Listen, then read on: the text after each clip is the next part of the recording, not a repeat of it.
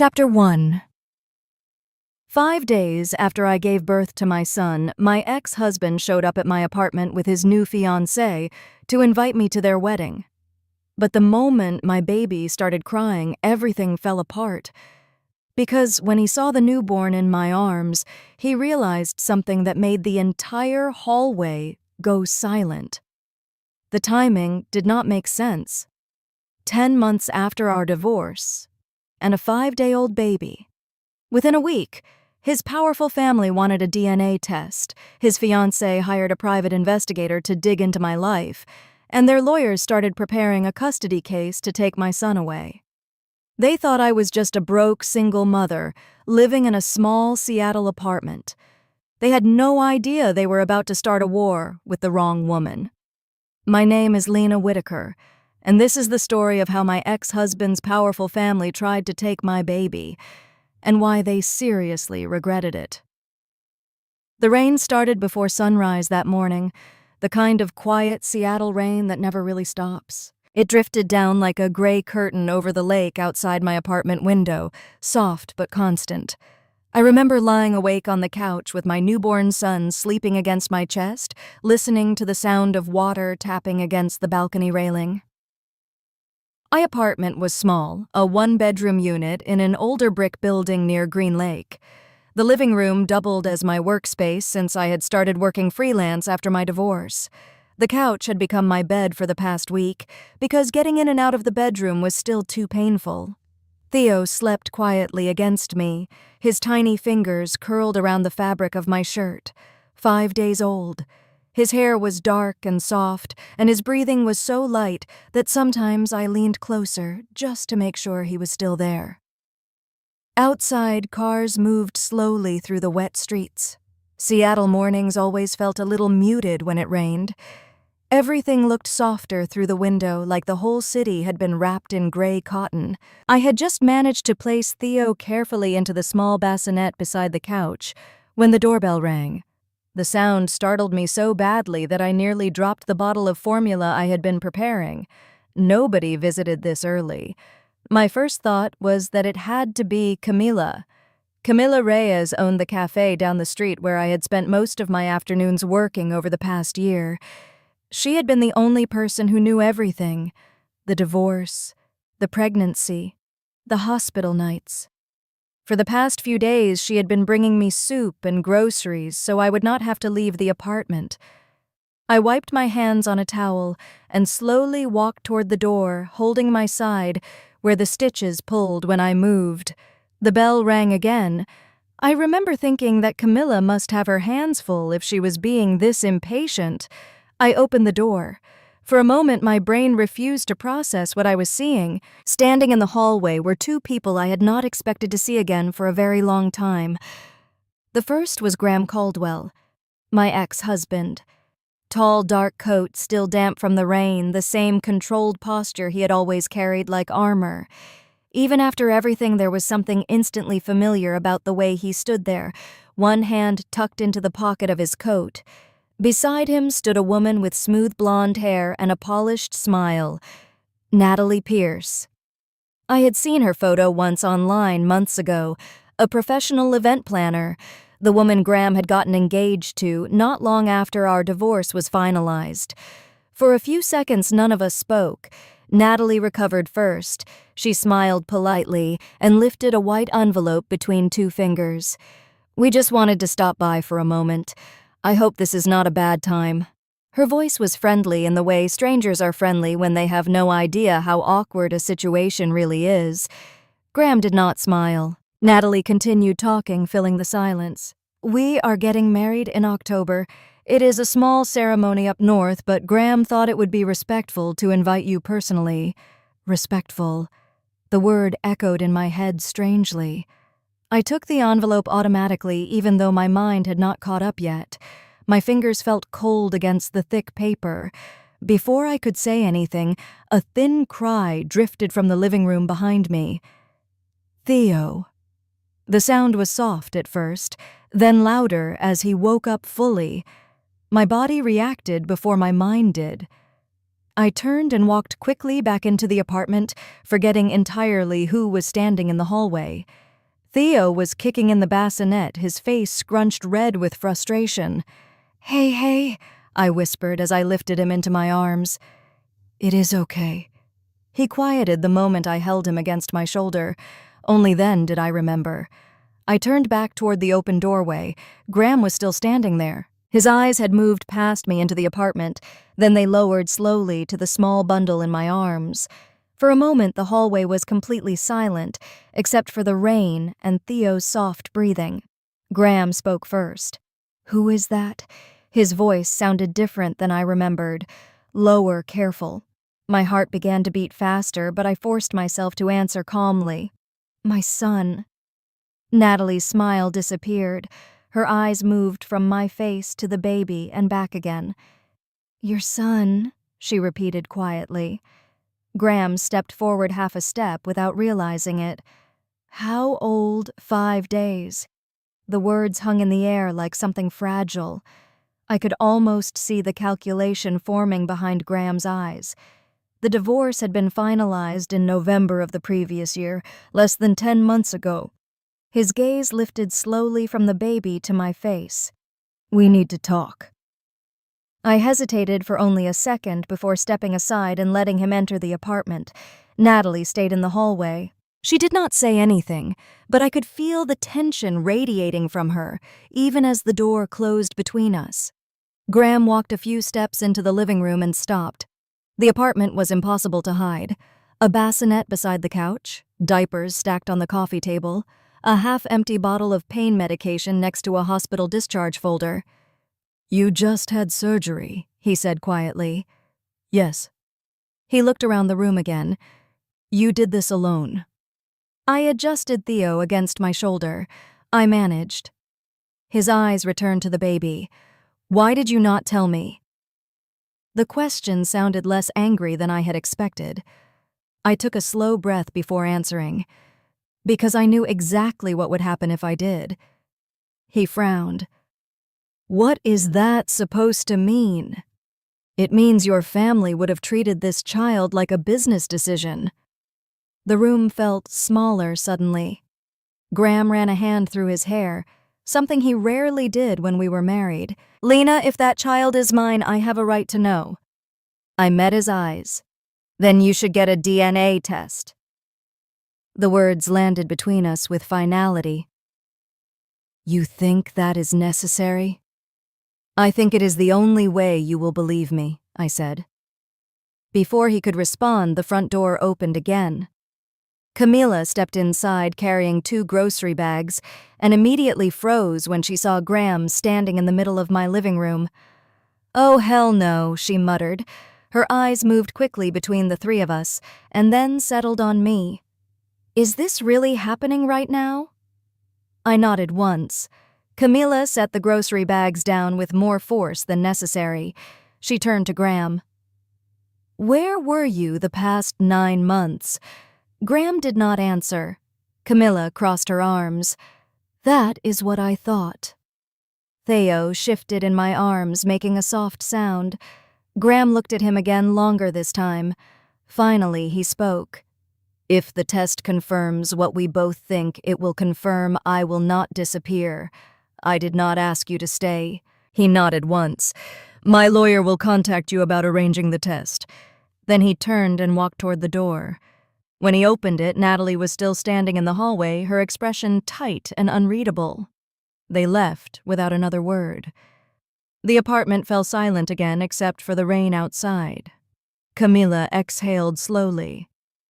Well, she said, that escalated fast. I looked down at Theo sleeping against my chest. 5 days earlier, my world had been quiet. Now it had just collided with the past I thought I had left behind. Chapter 2. Sleep came in short pieces that night, the way it does when a newborn decides the rhythm of the house. Every 2 hours, Theo stirred and cried softly until I lifted him from the bassinet.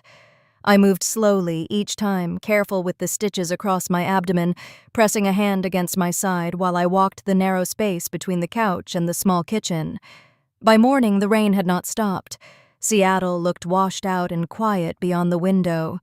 The lake was hidden under a low layer of gray fog.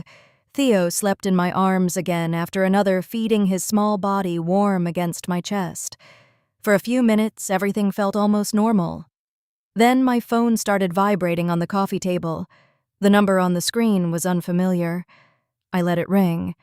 A few seconds later, another call came in. Different number. Then a third. I stared at the screen, suddenly aware that something had shifted overnight. Camilla walked in without knocking a little before 10, balancing 2 paper cups of coffee and a small bag from the cafe. She stopped when she saw my phone lighting up again. "What is going on with your phone?" I shook my head. "I do not know." She set the coffee down and picked up the phone just as it began vibrating again. "Another unknown number?" She declined the call. "That makes 6 since I walked in," she said.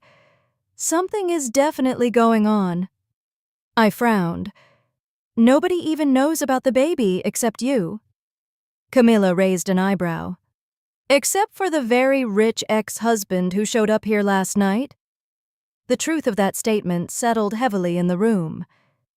About 15 minutes later, the explanation arrived in the form of a text message from a neighbor in the building. A woman named Marjorie who lived across the hallway. "Hey, Lana. I hope everything is okay. I saw your ex-husband here last night. Everything all right?" Camila leaned over my shoulder, reading the screen. "Well, there it is," she said quietly. "The rumor train just left the station." My stomach tightened. Graham Caldwell walking into a modest apartment building in North Seattle was not exactly a subtle event. People in the city recognized that name. Camila pulled a chair closer and sat down. "Okay, we need to get ahead of this before it gets ugly." "Ahead of what?" "Before the Caldwell family decides to get involved." I looked down at Theo sleeping peacefully in my arms. Too late for that. Another call came in. Camilla reached over and turned the phone face down. "You need a lawyer, Lena." I stared at her. Already. Especially now. I hesitated for a moment before nodding slowly. Camilla took out her phone. "There is someone I know." Family law attorney. She handled my cousin's custody case last year. Tough as nails. Within 20 minutes, Camilla had set up a video call. The screen lit up with the face of a woman in her 40s with sharp eyes and dark hair pulled into a tight bun. Her office behind her looked tidy and organized. "My name is Diane Keller." Camilla told me a little about the situation. "How are you holding up?" I adjusted Theo gently in my arms. 5 days postpartum and apparently in the middle of a legal storm. Diane nodded slightly. "I have seen worse situations start exactly like this." She leaned closer to the camera. "First thing you should understand is that Washington courts focus on the best interest of the child. With a newborn, the court almost always keeps the baby with the mother unless there are serious concerns." That eased a small knot in my chest. But she continued, "Wealthy families sometimes try to shift the narrative. They may argue financial instability, living conditions, support systems." Camilla leaned toward the screen. "Meaning they try to make her look unfit." "Exactly," Diane said. She looked at me again. "You need documentation. Everything. When you feed the baby, doctor visits, receipts, diapers, formula. If this ever reaches a court, you want a clear record that you are the primary caregiver." I glanced at the bassinet beside the couch. "So I basically document my entire life." "For now, yes." The call ended after 20 minutes of instructions that made my head spin. Camila closed the laptop. "Well," she said. "Step 1. You start keeping a baby journal. Step 2. We survive the Caldwell family." I did not have time to answer before my phone buzzed again. This time the name on the screen made my chest tighten. "Graham." I hesitated before answering. "Hello?" His voice was calm. "There is a lab that can run the DNA test. They can see us this afternoon. You work fast. I prefer to get clarity. I glanced at Theo. Fine, but I am not going alone. Bring whoever you want. The call ended quickly. Camilla folded her arms. Well, field trip. The clinic was located in a quiet medical building a few blocks from downtown. The lobby smelled faintly of disinfectant and coffee. Graham was already there when we arrived. He stood near the reception desk wearing a dark jacket, his posture stiff but composed. For a moment, neither of us spoke. Then he nodded toward Theo. How is he? Healthy, I said. The nurse called us into a small examination room. She explained the process quickly and calmly. A swab from the inside of the cheek. Simple, painless. Theo began fussing as the nurse prepared the swab. I held him steady while she gently rubbed the cotton tip inside his tiny mouth. He cried immediately. The sound filled the room with raw desperation. I felt the instinctive surge of panic that every new mother recognizes. My arms tightened around him. It is okay, baby, I whispered. Across the room, Graham suddenly turned his head away. For the first time since I had known him, he looked genuinely unsettled. The nurse finished quickly. Your turn, she said to Graham. He stepped forward and allowed the swab to be taken without comment. The whole procedure lasted less than 5 minutes. Afterward, we stepped back into the hallway. Camilla shifted Theo gently in my arms so I could stretch my back. Graham spoke first. You look exhausted. I laughed quietly. That is what 5-day-old babies do. He hesitated. You should have help. I do have help. He shook his head. Professional help. A nurse. A caregiver. The offer hung in the air. I knew exactly what it meant, and I know exactly where that help would report back to. I met his eyes. I do not want anything from your family. This would not be from my family. It would still come with conditions. His expression hardened slightly. You assume the worst. I assume history. For a moment, neither of us spoke. Then he nodded once. Results should come back in a few days. As we walked toward the elevator, Camilla leaned closer to me. That man has no idea how stubborn you are. I managed a tired smile. He is about to find out. That evening, we returned to the apartment just as the rain started again. Theo slept through most of the ride home. After Camilla left, I sat at the small table beside the couch with a notebook Diane had told me to start. I wrote the date at the top of the page. Feeding time, diaper changes, temperature, notes from the pediatrician. Outside, the rain tapped steadily against the window while my son slept a few feet away. Somewhere across the city, the Caldwell family was probably already discussing strategy. But inside that quiet apartment, it was just me, a sleeping baby, and the first page of a record that might one day matter more than anything else. Chapter 3. Morning light filtered through the thin gray clouds the next day, turning the lake outside my window into a dull sheet of silver. Seattle never really woke up all at once. The city stretched slowly into the day, the way a tired person rubs their eyes before standing up. Theo had just fallen asleep after a long feeding when my phone buzzed on the table.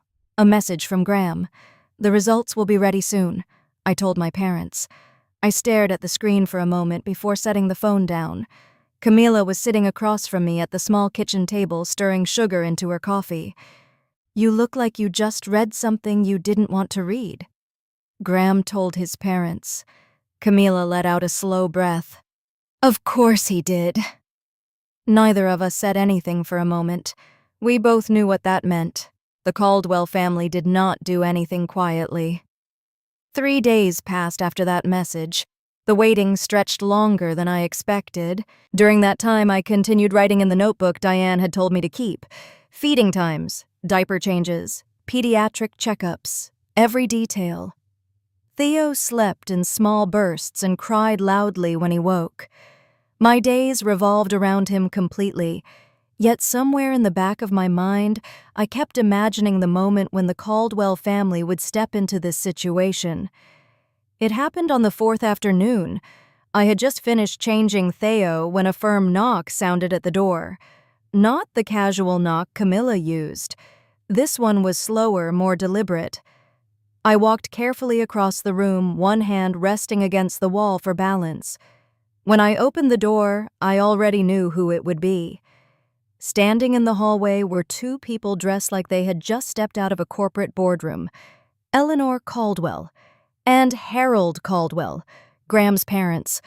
Eleanor looked exactly the same as the last time I had seen her. Perfect posture, silver hair styled neatly, a tailored coat that probably cost more than my monthly rent. Harold stood slightly behind her, taller, older, his expression quieter. Eleanor offered a polite smile that did not quite reach her eyes. "Hello, Lena." My stomach tightened. "Mrs. Caldwell." She lifted a large wicker basket in her hands. "We brought something for the baby." I stepped aside slowly and let them enter. Eleanor walked into the living room and placed the basket carefully on the table. Inside were neatly folded baby clothes, bottles, blankets, toys that looked far more expensive than anything I had bought. Harold glanced around the apartment while removing his coat. "It is a nice place," he said quietly. "Small, but nice." Theo stirred in my arms. Eleanor's eyes immediately moved to the baby. "So this is him?" She stepped closer. "May I?" I hesitated before gently shifting Theo so she could see him. Eleanor studied his face carefully. For a moment, something softened in her expression. "He looks like Graham did when he was born." The comment caught me off guard. Harold leaned slightly closer, his voice calm. "He does." Then Eleanor straightened again, returning to the composed version of herself I remembered. "We came because we believe it is important to discuss what happens next." I remained standing. "What happens next?" Eleanor clasped her hands together. "Our family wants what is best for the child." I had heard that phrase before. It always sounded reasonable until you looked at what it actually meant. Harold walked slowly across the room, glancing at the bassinet, the diapers stacked near the couch, the notebook on the table. "You have been taking good care of him," he said. "I try." Eleanor continued speaking as if we had already agreed on something. "The Caldwell home in Bellevue is large. We have a private nurse, a pediatric specialist we work with regularly, and a staff that can assist you while you recover." I felt the meaning behind the words long before she finished the sentence. "You are suggesting I move there?" "It would be best for the baby." Theo shifted again in my arms. I looked at Eleanor. "And what would my role be in this arrangement?" Her smile returned. "You would still be his mother." That answer told me everything, just not the one making decisions. Harold cleared his throat softly. "Eleanor." But she continued. "You must understand, Lena. Raising a child requires stability, financial stability, medical support, proper housing." Her eyes moved slowly across my apartment. "This environment is limited." My chest tightened, but I kept my voice steady. "Theo has everything he needs." Eleanor tilted her head slightly. "For now, perhaps, but long-term the situation becomes more complicated." Harold looked at her again. "Eleanor." She ignored him. "The courts consider many factors when determining custody arrangements." There it was, the word she had been circling around since she walked in. Custody. I shifted Theo gently in my arms and looked directly at her. "The courts also consider who has been caring for the child since birth." Silence filled the room for a few seconds. Harold spoke quietly. "Lena is right." Eleanor's expression did not change, but the air around her grew colder. "We simply want to ensure our grandson has every opportunity available." The way she said grandson made the situation feel suddenly more real. Eventually, they prepared to leave. Harold paused near the door. "You are doing well," he said softly. It was the closest thing to kindness I had heard from that family in a long time. Eleanor gave one final glance around the apartment before stepping into the hallway. "We will speak again soon." The door closed behind them. The apartment felt strangely quiet again. About an hour later, my phone buzzed. A message from Graham. "The results are ready." My heart began beating faster. Camilla arrived 10 minutes later after I called her. "You are not opening that email alone," she said. We drove together to the same medical building where the test had been done. The receptionist handed us a sealed envelope. My hands felt strangely steady as I opened it. The paper inside contained only a few lines of clinical language. Probability of paternity 99.99%. Graham Caldwell was Theo's father. Camilla let out a low whistle. "Well, that settles that." I folded the paper carefully. I never doubted it. But the confirmation carried weight. Across town, the consequences were already unfolding. Later that evening, Graham called. "My parents came to see you." "Yes." "I imagine that was uncomfortable." "That depends on your definition of uncomfortable." There was a pause. "They mean well." I almost laughed. "That is one way to describe it." While we spoke, another conversation was happening elsewhere in the city. Olivia Grant from the executive board of Caldwell Industries had contacted Graham earlier that afternoon. Rumors were spreading through the company. Investors had questions. A family scandal involving the vice president of operations was not something corporate leadership liked to see in the news. Pressure was beginning to build. After the call ended, I sat back down at the kitchen table. The notebook was still there. I opened it and placed the DNA report carefully between the pages. Then I wrote another entry: date, time, feeding schedule, doctor notes. Outside, the rain returned again, tapping steadily against the glass while Theo slept peacefully in the bassinet. For now, the apartment was quiet, but the Caldwell family had officially entered the story. Chapter 4. The days that followed did not explode all at once. Instead, the tension spread slowly through the edges of my life, the way rain seeps into the seams of a window frame before you realize the wood is starting to swell. Within a week, the story had moved beyond my apartment building. Camila was the first one to bring it up. She pushed open the door of my apartment one morning, carrying 2 grocery bags and a look that told me she had something uncomfortable to say. "You should probably see this." She placed her phone on the table. A local business blog had posted a short article about a rumored personal scandal involving an executive at Everett Industrial Group. The name was not printed, but anyone who worked around Seattle corporate circles would recognize the description. Senior executive, high-profile engagement, paternity dispute. Camila folded her arms. "They are not saying his name yet, but it is obvious."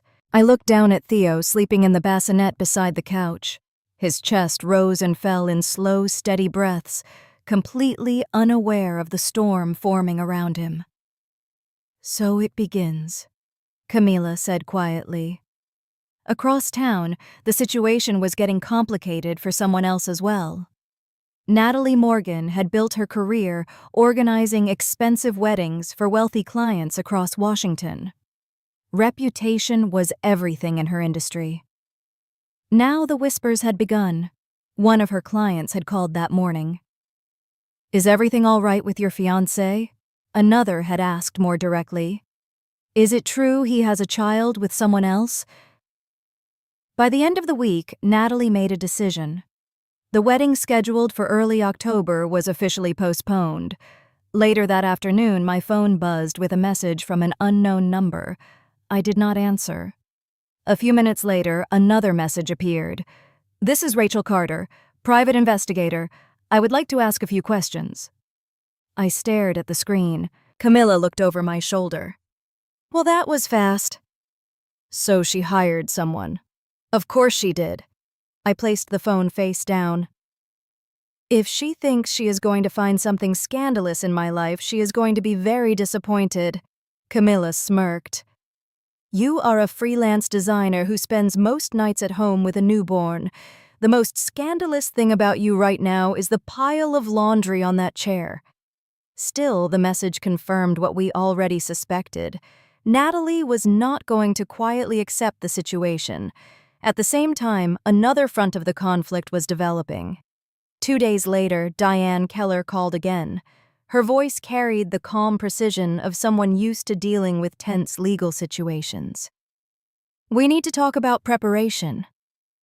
I sat down at the kitchen table with the notebook open in front of me.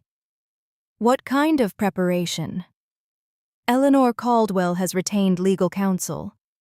That did not surprise me. Do we know who? Foster and Latham. Even I recognized the name, one of the most aggressive corporate law firms in the state. Diane continued. The strategy will likely focus on stability, financial stability, housing, support network. So they are going to say I cannot afford to raise my own child. They may try. Theo stirred beside me and let out a soft cry. I lifted him from the bassinet and rested him against my shoulder while listening. What do? We document everything. I mean everything. I looked down at the notebook. I have already started. Good. Keep records of every pediatric appointment, every expense, every night you wake up to feed him. If this goes to court, you want to show that you are the one providing constant care. Camilla, sitting nearby on the couch, gave me a thumbs up. We will have enough paperwork to build a small library, she whispered. The next few days became a routine of quiet preparation. Receipts for formula, medical notes from Theo's pediatrician, photos documenting his sleeping area, grocery bills, utility payments. It felt strange turning my life into evidence. Meanwhile, pressure was building somewhere else entirely.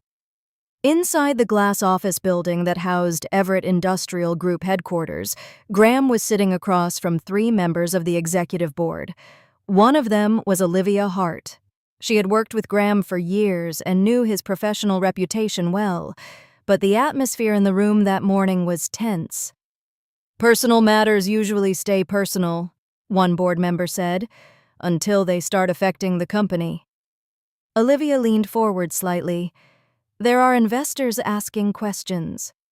Graham sat back in his chair. My personal life is not connected to the company. Another executive shook his head. It becomes connected when journalists start making phone calls. Sis? A major shipping contract with a logistics partner had been temporarily paused while the company evaluated potential public relations risks. For the first time, Graham was facing consequences that had nothing to do with family. Later that week, there was a knock on my apartment door late in the afternoon. I expected Camilla again. When I opened the door, Graham was standing there alone. His expression looked more tired than usual. Can I come in? I hesitated, then stepped aside. Theo was awake in the bassinet, kicking gently under a light blanket. Graham walked closer and looked down at him. He is bigger already. Babies tend to grow. For a moment, neither of us spoke. Then he cleared his throat. I spoke with my parents. I assumed you would. And with the board at work. That caught my attention. They are concerned about the situation. I leaned against the kitchen counter. I imagine they are. Graham rubbed his forehead briefly. I came here because I wanted to see him. Theo made a small sound. Graham looked at me again. May I? The request was simple, but it still made my chest tighten. For a second, I considered refusing. Then I slowly lifted Theo and placed him carefully in Graham's arms. He held the baby awkwardly at first, like someone carrying something fragile they had never handled before.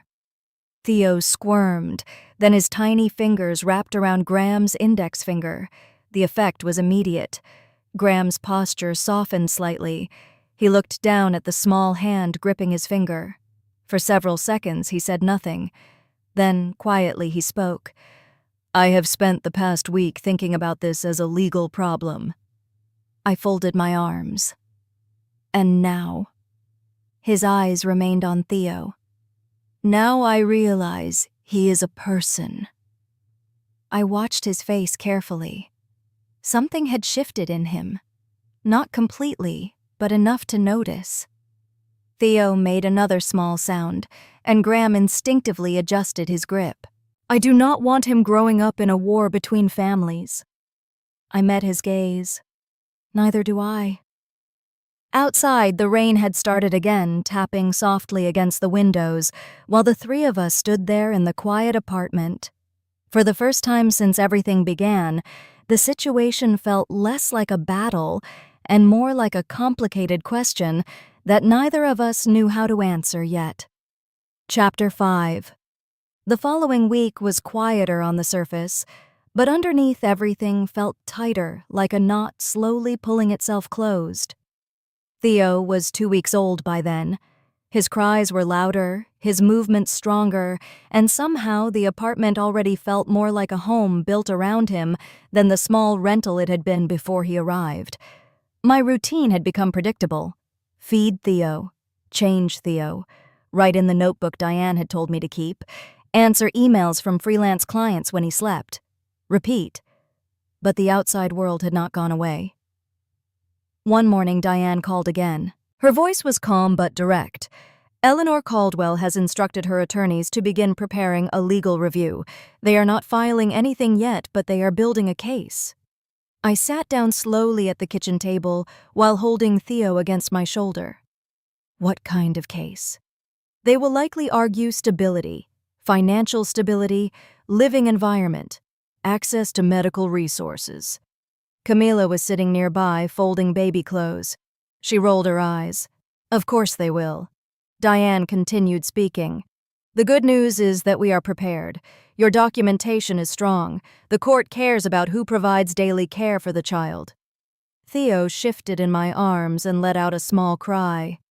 "You are doing everything right," Diane said. After the call ended, I closed the notebook slowly. For the first time since the Caldwell family appeared at my door, I realized I was no longer reacting. I was preparing. Camila placed another folded onesie into a drawer. "You know what is funny?" "What?" "When Eleanor walked into this apartment, she thought she was meeting a scared girl who had no idea what she was doing." I smiled faintly. "She may still think that." Camila shook her head. "Big mistake." The pressure from the outside world continued to build in other ways as well. Natalie Morgan had not given up. 2 days earlier, the private investigator she hired had appeared again this time, sitting in a car across the street from the building for nearly an hour. Camila noticed first. She looked through the window and frowned. "There is a gray sedan out there that has been parked for a long time." I glanced outside but could not see clearly from where I stood. "Let them watch." What are they going to see? A woman feeding her baby and doing laundry. Still, the situation reminded me that someone out there was trying to prove something about me, about my life, about my ability to be Theo's mother. That same afternoon, my phone rang again. The name on the screen surprised me. Harold Caldwell. For a moment, I considered letting it go to voicemail. Instead, I answered, "Hello?" His voice sounded older than I remembered. "Lena, thank you for picking up." I adjusted Theo in my arms. "Is everything all right?" There was a brief pause before he spoke again. "I wanted to talk to you privately." "About what?" "About my wife."